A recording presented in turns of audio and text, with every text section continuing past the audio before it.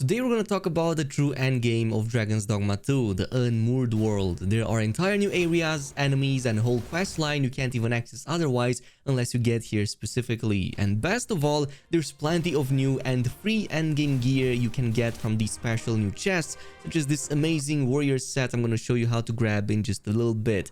So heavy spoilers alert, we're going to talk about the endgame here and how to make the most out of it, as this is going to be the most challenging thing that you're going to be doing in this game. Plus, you only kind of have one life to do this. So to get here, you're going to want to activate the game's true ending, which you will do during the Legacy main story mission. So make the choice to confront the dragon and have him fly you to the new battlefield for your final encounter. But during that dragon flight, you're going to want to go ahead and descend to its heart and then use the God's Bane blade from your inventory that you got from the previous mission. Make absolutely sure that you use it on yourself, point at which your character will stab itself in the heart, and once done, after a longer cutscene, this will transport you to that new world. And what you're going to notice is that the map has drastically changed. While on one side there's an impending apocalypse, which you will have a limited number of days to complete, you can actually extend that timer by defeating some of the new boss encounters at some of these beacons around the major cities, which is going to eventually completely stop that. So that's the first thing you're going to want to do.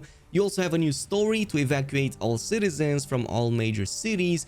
And most important of them all, if you die at any point during all of this, everything will be reset back to the start. It doesn't matter if it's after 1 hour or 10 hours, you're going to be pretty much be put back right here at the beginning in front of the Dragon Forged NPC. So to completely avoid that, make absolutely sure you immediately close the application as soon as you die before the game has a chance to reset you back to zero. If you do that, the game is just going to bring you back at the previous save, which usually means it's going to be at the previous in save. But be careful, don't sleep at inns too often, otherwise you're going to make the days pass too fast and you only kind of have about 12 of them before everything finishes off. That's why you're also going to want to abuse fairy stones. You're going to have a lot of them dropping from enemies, bosses, and especially the new chests, so you will have dozens upon dozens to easily use to travel between cities. Plus, the ox carts are completely disabled in the Unmoored world. Another massive tip over here to avoid sleeping to regen your HP loss is to use all heal potions. Either farm these before starting the end game, but you can also get a few of them on your way to the final mission. And on top of that, you're not going to want to sleep to regenerate your pawns. Instead, use rift stones to get new pawns so that you get new fresh ones with full-on HPs. And fourth of all, the Dragon Forged NPC in front of which you will spawn at the start will now sell you some brand new items, much stronger than the ones previously available. However, don't just waste your dragon crystals just yet. You can actually find quite a few of these and even stronger variants that don't get to spawn at any vendor in some of the new chests, especially at riverbeds and all the places where there's no more water. There are so many new areas that will drop them, and they are some of the best options in the entire game, plus are absolutely free. So let's get started with some of the first things you're going to want to do. As soon as you land in the new area, go at the blue beacon, which is going to bring you at the Seafloor shrine, and talk to Luz and Rothace to start the mission called Halls of the First Dawn. This is the one in which you're going to have to evacuate all people in all of the major cities. The second thing you're going to want to do right away is to retrieve your pawn, which is going to be right back at Bakbattahl. You're going to find them at the laboratory. So instead of going to the room that started the new God's Way mission, you're going to want to go into the infirmary room at the top of it. And here you will find it. You're going to immediately get access to it. And now you can roll once again with a full-on party.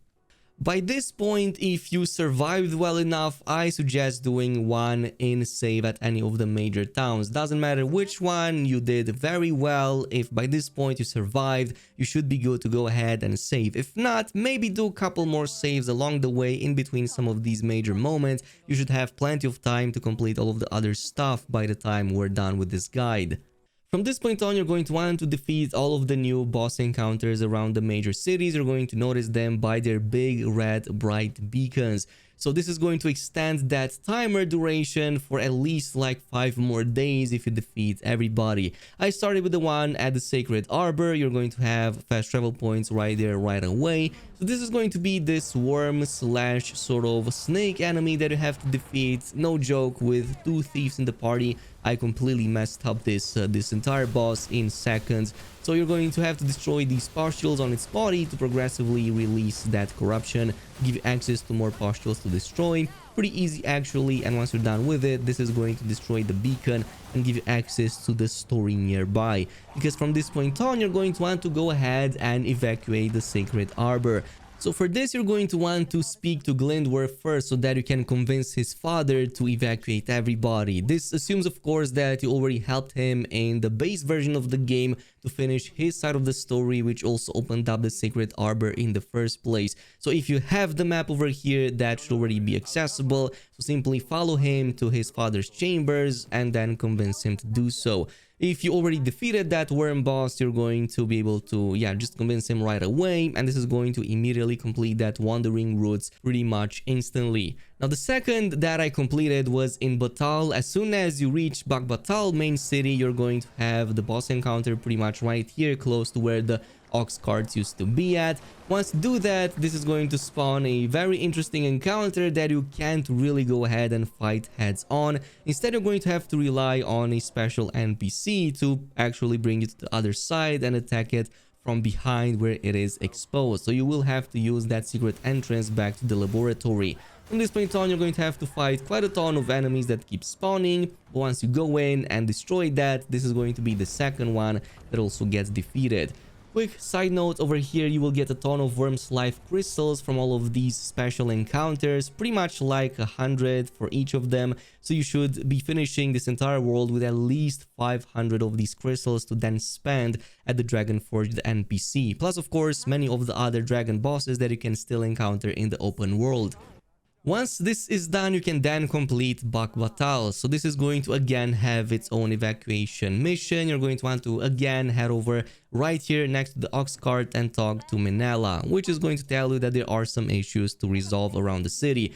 Luckily, we only have 3 of them around the city, so the first are right here, these 2 fighters arguing which one is the better one. So you're going to want to choose the option to bear witness.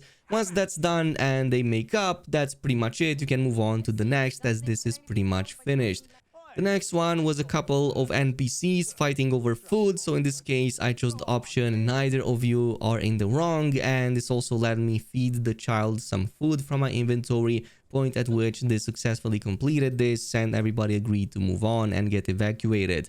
The final one is just a bunch of NPCs that will start attacking you, so just make sure that you don't completely kill them, and also be sure with the thief because the cutscene is going to stuck you in that animation. But once done with that, you're going to now be done with the civil unrest.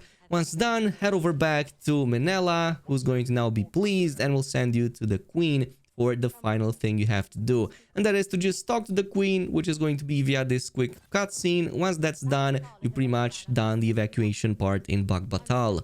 Now, in the volcanic region, this is a bit more unique because you have to both clear out the volcanic camp as well as the excavation site. So let's get started with that volcanic camp, which is right here. If you head over close to its exit, you're going to notice that Ernesto is going to reach out and he's going to ask you to help evacuate, you know it, those 2 NPCs that you encountered at the beginning of the zone, including the blacksmith and the woman. So you're going to pretty much have to escort them yet again. So this is going to again be very annoying, but you can easily make your way back to that volcano camp. Once you're here, head over up, and eventually this is going to finish this off for you. There's one more objective that you have to complete over here, and in this one, Ernesto asks you to try and convince Lamont to also accompany them. Now, if you finished his quest earlier before you went to this world, you can actually convince him rather easily by telling him to just guard the smith and the wife. However, I did not, so he refused that. But in this case, that still did not affect any achievements. It still seems that he still travels with the pack and gets evacuated. Plus, I still unlocked the warfare vocation, so I don't think much changes over here, at least not from my gameplay. Now, before you head over to the excavation site, and assuming that you defeated that Talos statue via the early on main story mission, you're going to want to head over just outside of this camp, and you're probably going to see it right here where you left it, assuming that you defeated it by this point.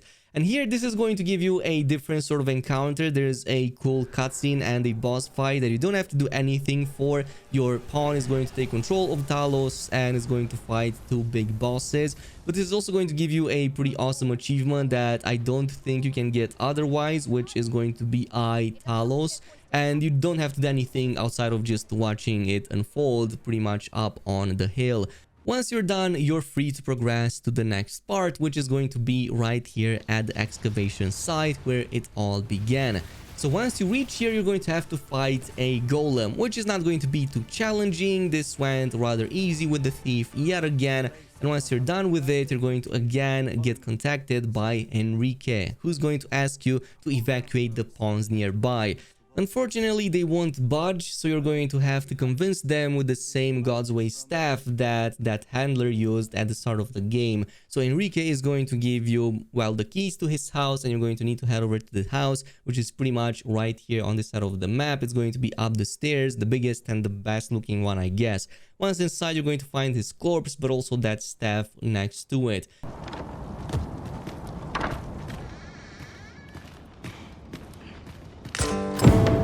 And once you're back, you can give this to Enrique, and this is going to just make him convince everybody to eventually evacuate. And this is going to be done with the Shepherd of the Pawns mission. As a final encounter, I kept the one close to Vernworth plus the Vernworth evacuation. So you're going to want to defeat the beacon right next to the city. This is actually a really awesome boss encounter, which includes this new dragon enemy that kind of features some of those new corruption mechanics. You do have to be careful about it because it's extremely devastating with some of its tornado attacks. However, with two thieves in the party, like I said, we completely decimated this in like a couple of minutes. But once you're done, you're going to see the hero achievement popping up, and this is also going to completely stop the progression of that apocalypse, or at the very least extend it with another day. Not really sure. I'm on the 8th day basically, have discovered a whole bunch of stuff, and I'm kind of afraid to try to sleep any longer. But yeah, just keep in mind that if you complete these, you're going to have some extra time to stay in there and complete other stuff, and are free to go and do everything else after you're done with these beacons. And of course, this brings us to the final mission, which is going to be to evacuate Vernworth. You're going to have to start this by talking to Brent back at the same, I guess, drinking establishment from the start of the game. You're going to have him send you to the King Regent. So you will need to head over to the castle, and you're going to see, yeah, that the mission just points you towards his room. Go ahead and speak to him about the evacuation. Now, at first, you're going to have to also convince his mother. So the way I've done it, I went to Disa's room and just grabbed her. So yeah, no time for nonsense. Also, make sure you grab the box next to this table and bring both of them back to Sven's room. Once here, they will have a short dialogue, and Sven will ask you to give him that box. Give it in, and then access the dialogue with him once more. Point at which he will tell you that you need to convince the Oxcart people to basically help evacuate the entire city. So just make your way over there at the Oxcart at the western exit. There was this guy that wanted to transport his wealth, I guess, but I simply pulled out my weapons, and then he immediately fled like a coward. Point at which I was able to talk to the Oxcart NPC, and once that was done, it progressed the mission enough for me to head over back to Sven. So once that's done, talk again to Sven, and this is going to pretty much finish this evacuation mission. You're pretty much done with the Regentkin's resolve, and also you should already get the Guardian's achievement as well by this point, as you're done evacuating the entire world. And once you're done with this, you're now free to explore the map. Now, technically, everybody has moved over right here to the Seabed Shrine. So this includes all of the vendors as well as the Dragonforged vendor. You're going to pretty much find them in the castle area. And yes, this also includes some brand new items. It's not just the Dragonforged that sells some new items at a very exorbitant price, but you will also notice some new ones, including these awesome holy daggers at this NPC. You can pretty much find them in Bakbattahl, but now they will be here as well. However, like I said, you don't have to pay for these. You can actually find maybe even better variants out in the open world in the new zones, especially ones that were previously underwater.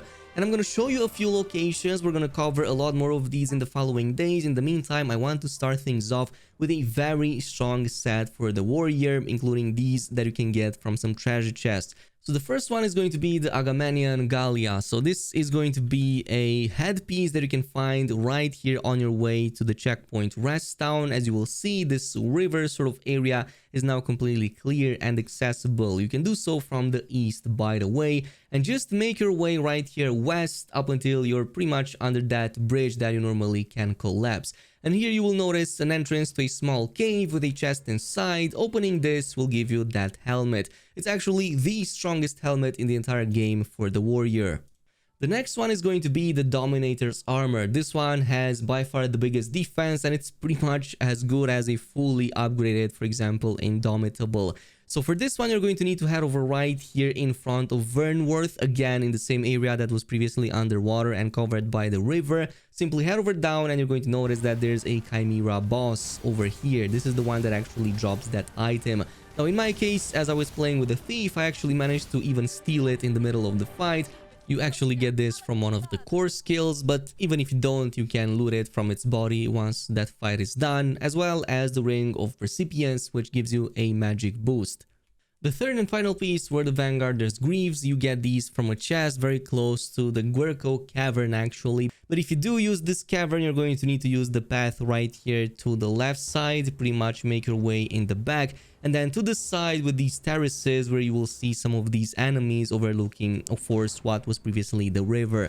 So from this point on, you're going to want to just descend down on the side of the cliff. Eventually, this is going to let you reach the former riverbed. And now you're going to notice that in the distance, there's a dragon enemy to fight. This dragon enemy is not important. What's important is the chest behind him. So either defeat it, either just run past it, grab the chest, and then immediately move over. Now you have the full-on set. Now, of course, there are many more that I found, but currently they aren't complete sets. I found for fighters, for mages. I also found, for example, for the trickster. There's quite a few also around the seabed shrine. So for now, I'm trying to compile a list and eventually drop all of them, or at least for some of the starting classes or some of the strongest classes as I keep finding them. I'm still in the Unmoored world for like 4 more in-game days. There's quite a bit for me to do in there and explore before finishing things off. But that is pretty much it with the guide. Let me know if I missed anything. In the meantime, thanks much for watching, and I'll see you in the next one.